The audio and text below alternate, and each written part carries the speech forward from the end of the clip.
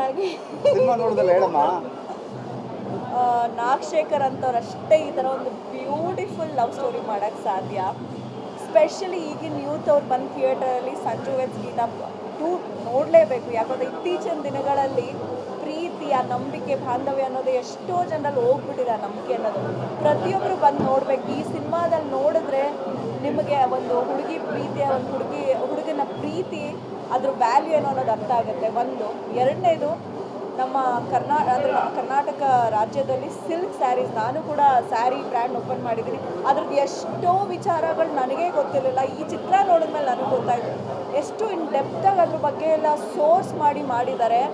ಅಲ್ಲಿ ಕೆಲಸ ಮಾಡೋವಂಥ ಪ್ರತಿಯೊಬ್ಬ ವ್ಯಕ್ತಿಗಳಿಗೆ ಯಾವ್ಯಾವ ರೀತಿ ಹೆಲ್ತ್ ಇಶ್ಯೂಸ್ ಆಗುತ್ತೆ ಅದು ತುಂಬ ರಿಸರ್ಚ್ ಮಾಡಿದ್ದಾರೆ.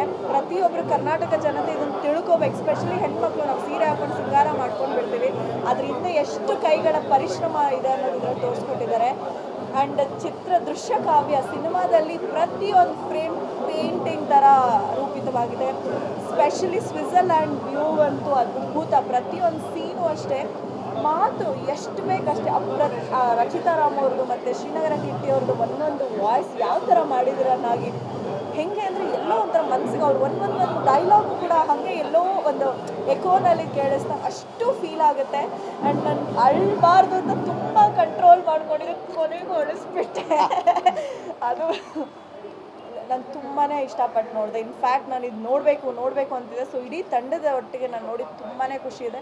ಕರ್ನಾಟಕದ ಜನತೆ ಈ ಥರ ಒಂದು ಅದ್ಭುತ ಪ್ರೀತಿಯನ್ನು ತುಂಬ ಒಳಗೊಂಡಿರ್ತಕ್ಕಂಥ ಚಿತ್ರನ ಬಂದು ಥಿಯೇಟ್ರಲ್ಲಿ ನೋಡಿ ಪ್ರತಿಯೊಬ್ಬನಿಗೂ ಎಷ್ಟು ಪ್ರೀತಿ ಮುಖ್ಯ ಮತ್ತು ಈ ಥರ ಒಂದು ಚಿತ್ರನ ನಾವು ಎಷ್ಟು ಪ್ರೀತಿಸ್ತೀವಿ ಅನ್ನೋದು ನಿಮಗೆ ಗೊತ್ತಾಗುತ್ತೆ.